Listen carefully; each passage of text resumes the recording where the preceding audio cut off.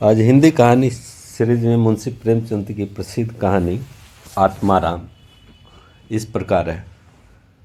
बैदो ग्राम में महादेव सोनार एक सुविख्यात आदमी था। वह अपने सायबान में प्रातः से संध्या तक अंगीठी के सामने बैठा हुआ खटखट किया करता था। यह लगातार ध्वनि सुनने के लोग इतने अभ्यस्त हो गए कि जब किसी कारण से वह बंद हो जाती तो जान पड़ता था कि कोई चीज़ गायब हो गई है। वह नित्य प्रति एक बार प्रातः काल अपने तो आत्माराम का पिंजड़ा लिए कोई भजन गाता हुआ तालाब की ओर जाता था। उस धुंधले प्रकाश में उसका जर्जर शरीर, पोपला मुंह और झुकी हुई कमर देखकर किसी अपरिचित मनुष्य को उसके पिचास होने का भ्रम हो सक जाता था। जब ही लोगों के कानों में आवाज़ आती सत गुरुदत्त शिवदत्त दाता, लोग समझ जाते कि भोर हो गया। महादेव का पारिवारिक जीवन सुखमय न था। उसके 3 पुत्र थे, 3 बहुएं थी, दर्जनों नाती पोते थे, लेकिन उसके बोझ को हल्का करने वाला कोई न था। लड़के कहते, जब तक दादा जीते हैं हम जीवन का आनंद भोग लें, फिर तो ढोल गले पड़ेगा ही। बेचारे महादेव को कभी कभी निराहार ही रहना पड़ता। भोजन के समय उसके घर में साम्यवाद का ऐसा गगनभेदी निर्घोष होता कि वह भूखा ही उठ जाता और नारियल का हुक्का पीता हुआ सो जाता। उसका व्यवसायिक जीवन और भी अशांति कारक था। यद्यपि वह अपने काम में निपुण था, उसकी खटाई औरों से कहीं ज़्यादा शुद्धिकारक और उसकी रासायनिक क्रियाएं कहीं ज़्यादा कष्ट साध्य थी। तथापि उसे आए दिन सख्ती और धैर्य शून्य प्राणियों के अपशब्द सुनने पड़ते थे, पर महादेव अविचलित नहीं होता था। गंभीर से सिर झुकाए सब कुछ सुना करता। जब ही वह कलह शांत होता, वह अपने तोते की ओर देखकर पुकार उठता, सत गुरुदत्त शिवदत्त दाता।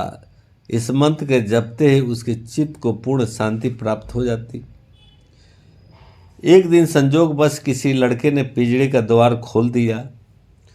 तोता उड़ गया। महादेव ने सिर उठाकर जो पिंजड़े की ओर देखा तो उसका कलेजा सन्न हो गया। तोता कहाँ गया? उसने फिर पिंजड़े को देखा, तोता गायब था। महादेव घबराकर उठा और इधर उधर खपरेलों पर निगाह दौड़ाने लगा। उसे संसार में कोई वस्तु अगर प्यारी थी तो वह यही तोता। लड़के बालों नाती पोतों से उसका भी जी भर गया था। बड़कों की चुलबुल से उसके मन में विघ्न पड़ता था। बेटों से उसे प्रेम न था, इसलिए नहीं कि वे निकम्मे थे, बल्कि इसलिए कि उनके कारण वह अपने आनंदमयी कुल्हड़ों की नियमित संख्या से वंचित रह जाता था। पड़ोसियों से उसे चिढ़ थी, इसलिए कि वह उसकी अंगूठी से आग निकाल ले जाते थे। इन समस्त विघ्न बाधाओं से उसके लिए कोई पनाह थी तो वह यही तोता। इससे उसे किसी प्रकार का कष्ट न होता था। वह अब उस अवस्था में था जब मनुष्यों को शांति भोग के सिवा और कोई इच्छा नहीं रहती। तोता एक खपरेल पर बैठा था। महादेव ने पिंजरा उतार लिया और उसे दिखाकर कहने लगा, आ आ सत गुरुदत्त शिवदत्त दाता। लेकिन गांव और घर के लड़के एकत्र होकर चिल्लाने और तालियां बजाने लगे। ऊपर से कौओं ने काँव काँव की रट लगाई। तोता उड़ा और गांव से निकल करके एक पेड़ पर आ बैठा। महादेव खाली पिंजरा लिए उसके पीछे दौड़ा दौड़ा। लोगों को उसकी द्रुतगामिता पर अचंभा हो जाता था। मोह को इससे सुंदर, इससे सजीव, इससे भावमय कल्पना नहीं की जा सकती। दोपहर हो गई थी। किसान लोग खेतों से चले आ रहे थे। उन्हें विरोध का अच्छा अवसर मिला। महादेव को चिढ़ाने में सभी को मजा आता था। किसी ने कंकड़ फेंके, किसी ने तालियां बजाई। तोता फिर उड़ा और वहां से दूर आम के बाग में एक पेड़ की फुनगी पर जा बैठा। महादेव फिर खाली पिंजरा लिए मेढक के भांति उचकता चला। बाग में पहुंचा तो पैर के तालुओं से आग निकल रही थी, सिर चक्कर खा रहा था। जब जरा सावधान हुआ तो फिर पिंजरा उठाकर कहने लगा, सत गुरुदत्त शिवदत्त दाता। तोता फुनगी से उतरकर नीचे की एक डाल पर आ बैठा, किंतु महादेव की ओर सशक्त नेत्रों से ताक रहा था। महादेव ने समझा डर रहा है, वह पिंजरे को छोड़कर आप एक दूसरे पेड़ की आड़ में छिप गया। तोते ने चारों ओर गौर से देखा, निशंक हो गया, उतरा और आकर पिंजरे के ऊपर बैठ गया। महादेव का हृदय उलझने लगा। सत गुरुदत्त शिवदत्त दाता का मंत्र जपता हुआ धीरे धीरे तोते के समीप आया और लपका कि तोते को पकड़ लें, किंतु तोता हाथ न आया। फिर पेड़ पर जा बैठा। शाम तक यही हाल रहा। तोता कभी इस डाल पर जाता, कभी उस डाल पर, कभी पिंजरे पर आ बैठता, कभी पिंजरे के द्वार पर बैठ जाता, अपने दाना पानी की प्यालियों को देखता और फिर उड़ जाता। बुढ़ा अगर मूर्तिमान मोह था तो तोता मूर्तिमयी माया।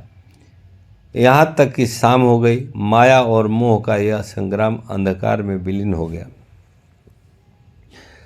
रात हो गई, चारों ओर निविड़ अंधकार छा गया। तोता न जाने पत्तों में कहाँ छिप बैठा। महादेव जानता था कि रात को तोता कहीं उड़कर नहीं जा सकता और न पिंजरे में ही आ सकता है, फिर भी वह उस जगह से हिलने का नाम न लेता था।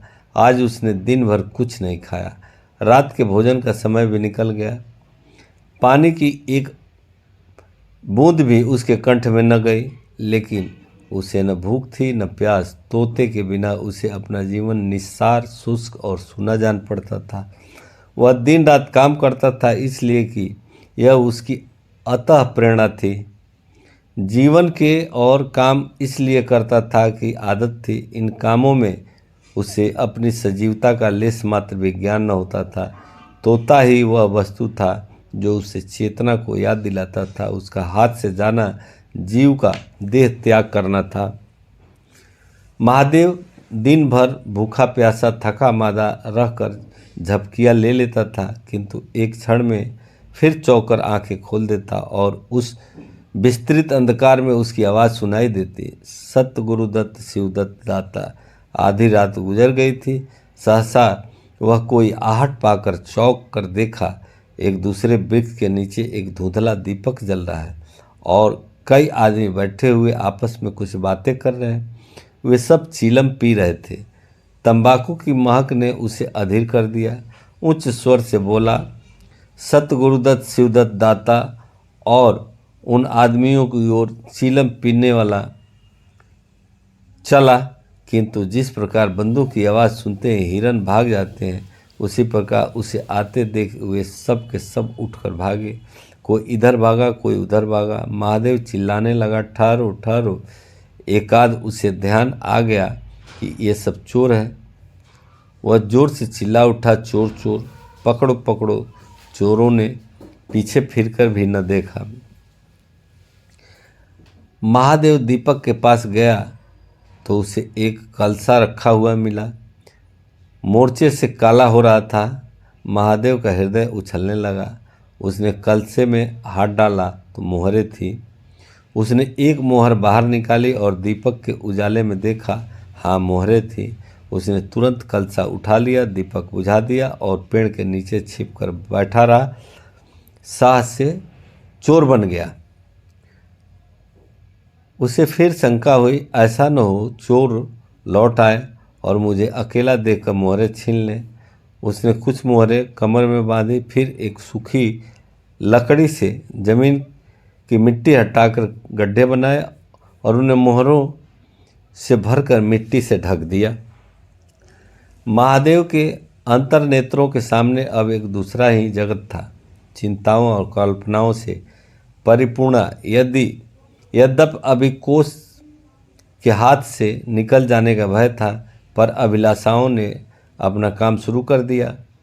एक पक्का मकान बन गया, सराफे की एक भारी दुकान खुल गई, नीच संबंधियों से फिर नाता जुड़ गया, विलास की सामग्रियां एकत्र हो गई, सब तीर्थ यात्रा करने चले और वहाँ से लौटकर बड़े समारोह से जस ब्रह्मभोज हुआ। इसके पश्चात एक विशाल शिवालय और कुआं बन गया और वहाँ एक नित्य प्रति कथा पुराण सुनने लगा।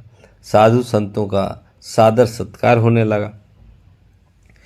अकस्मात उसे ध्यान आया कि कहीं चोर आ जाए तो मैं भागूंगा क्यों, क्योंकि उसने परीक्षा करने के लिए कलशा उठाया और 200 पग तक बेतहाशा भागा हुआ चला गया। जान पड़ता था उसके पैरों में पर लग गए हैं। चिंता शांत हो गई। इन्हीं कल्पनाओं में रात व्यतीत हो गई। उषा का आगमन हुआ। हवा जगी, चिड़ियाँ गाने लगी। सहसा महादेव के कानों में आवाज आई, सत्य गुरुदत्त शिवदत्त दाता, राम के चरण में चित लगा।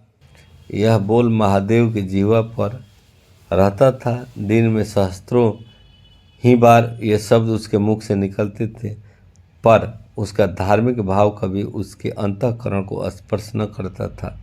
जैसे कि बाजे से राग निकलता है, उसी प्रकार उसके मुंह से वह बोल निकलता था, निरर्थक और प्रभाव शून्य।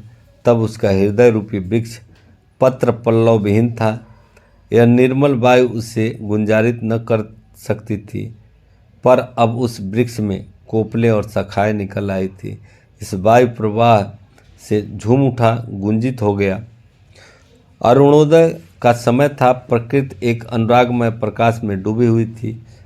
उसी समय तोता परों को जोड़े हुए ऊंची डाली से उतरा। जैसे आकाश से कोई तारा टूटे और आकर पिंजरे में बैठ गया। महादेव प्रफुल्लित होकर दौड़ा और पिंजरे को उठाकर बोला, आओ आत्माराम, तुमने कष्ट तो बहुत दिया, पर मेरा जीवन भी सफल कर दिया। अब तुम्हें चांदी के पिंजरे में रखूंगा और सोने से मढ़ दूंगा। उसके रोम रोम से परमात्मा के गुणगान की ध्वनि निकलने लगी।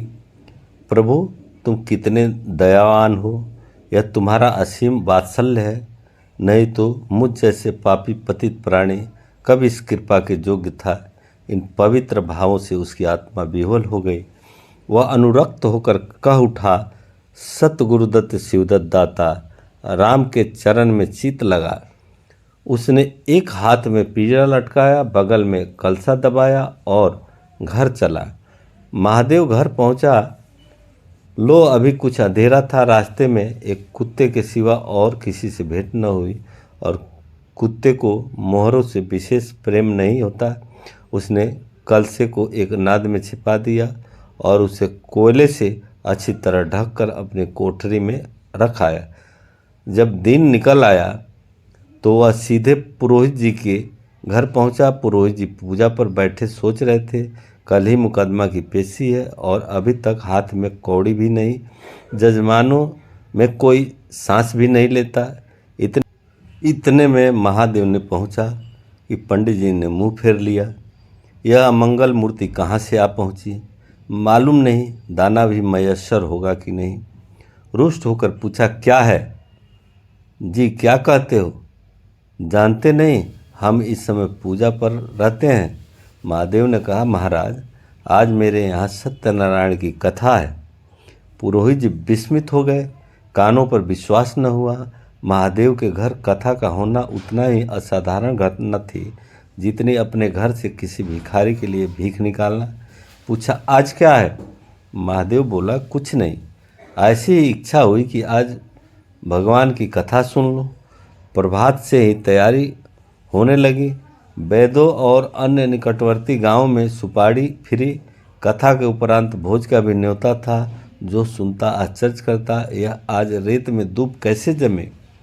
संध्या समय जब सब लोग जमा हो गए, पंडित जी अपने सिंहासन पर विराजमान हुए तो महादेव खड़ा होकर उच्च स्वर में बोला, भाइयों, मेरी सारी उम्र छल कपट में कट गई। मैंने न जाने कितने आदमियों को दगा दी, कितना खरे को खोटा किया, पर अब भगवान ने मुझ पर दया की है। वह मेरे मुंह की कालिख मिटाना चाहते हैं। मैं आप सभी भाइयों से ललकार कर कहता हूँ कि जिसका मेरे जिम्मे जो कुछ निकलता हो, जिसको जमा मैंने मार ली है, जिसके चोखे माल को खोटा कर दिया हो वह आकर अपनी एक एक कौड़ी चुका ले। अगर कोई यहाँ न पा सका तो आप लोग उससे जाकर कह दीजिए कल से 1 महीने तक जब जी चाहे आए और अपना हिसाब चुकता कर ले। गवाही साखी का काम नहीं है। सभी लोग सन्नाटे में आ गए। कोई मार्मिक भाव से सिर हिलाकर बोला, हम कहते न थे। किसी ने विश्वास से कहा, क्या खाकर भरेगा, हजारों का टोटल हो जाएगा। एक ठाकुर ने ठठोली की और जो लोग सूरधाम चले गए। महादेव ने उत्तर दिया, उनके घर वाले तो होंगे, किंतु इस समय लोगों को वसूली की इतनी इच्छा न थी जितनी यह जानने की कि इसे इतना धन मिल कहाँ से गया।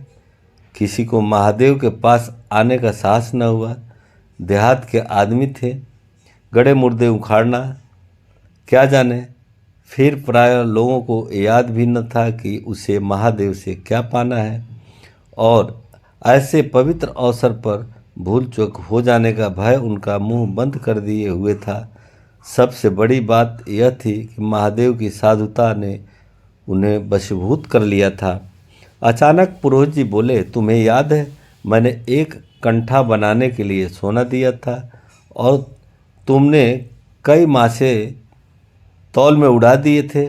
महादेव, हाँ याद है। आपका कितना नुकसान हुआ होगा? पुरोहित, 40 से कम ना होगा। महादेव ने कमर से 2 मोहरें निकाली और पुरोहित जी के सामने रख दी। पुरोहित की लोलुपता पर टिकाए होने लगी। यह बेईमानी है। बहुत हो तो 2-4 रुपये का नुकसान हुआ होगा। बेचारे से 50 ऐंठ लिए। नारायण का भी डर नहीं, बनने को पंडित पर नीयत ऐसी खराब। राम राम। लोगों को महादेव पर एक श्रद्धा सी हो गई। 1 घंटा बीत गया पर उन शास्त्रों मनुष्यों में से एक भी खड़ा न हुआ। तब महादेव ने फिर कहा, मालूम होता है आप लोग अपना अपना हिसाब भूल गए, इसलिए आज कथा होने दीजिए। मैं 1 महीने तक आपकी राह देखूंगा। इसके पीछे तीर्थ यात्रा करने चला जाऊंगा। आप सब भाइयों से मेरी विनती है कि आप मेरा उद्धार करें। 1 महीने तक महादेव लेनदारों की राह देखता रहा। रात को चोरों के भय से नींद न आती। अब वह कोई काम न करता। शराब का चस्का भी छूटा। साधु अभ्यासगत जो द्वार पर आ जाते उसका यथा योग्य सत्कार करता। दूर दूर उसका सूजस फैल गया। यहाँ तक कि महीना पूरा हो गया और एक आदमी भी हिसाब लेने न आया। अब महादेव को ज्ञात हुआ कि संसार में कितना धर्म, कितना समव्यवहार है। अब उसे मालूम हुआ कि संसार बुरों के लिए बुरा है और अच्छों के लिए अच्छा है। इस घटना को हुए 50 वर्ष बीत चुके हैं। अब बेदो जाइए तो दूर से ही एक सुनहरा कलश दिखाई देता है। यह ठाकुर द्वारे का कलश है। उससे मिला हुआ एक पक्का तालाब है जिसमें खूब कमल खिले रहते हैं। उसकी मछलियाँ कोई नहीं पकड़ता। तालाब के किनारे एक विशाल समाधि है। यही आत्माराम की स्मृति चिन्ह है। उसके संबंध में विभिन्न किंवदंतियाँ प्रचलित है। कोई कहता है कि उसका रत्न जड़ित पीड़ा स्वर्ग को चला जाएगा। कोई कहता है वह सतगुरुदत्त कहता हुआ अंतर्ध्यान हो गया। पर यथार्थ यह है कि उस पक्षी रूपी चंद्र को किसी बिल्ली राहु ने ग्रस कर लिया। लोग कहते हैं आधी रात को अभी तक तालाब के किनारे आवाज़ आती है, सत गुरुदत्त शिवदत्त दाता। राम के चरण में चित लगा। महादेव के विषय में भी कितनी ही जनश्रुतियाँ हैं। उनमें सबसे मान्य यह है कि आत्माराम के समाधिस्थ होने के बाद वह कई सन्यासियों के साथ हिमालय चला गया और वहाँ से लौट कर न आया। उसका नाम आत्माराम प्रसिद्ध हो गया। ये कहानी यहीं समाप्त होती है। कहानी अच्छे लगे तो लाइक कीजिए, सब्सक्राइब कीजिए, शेयर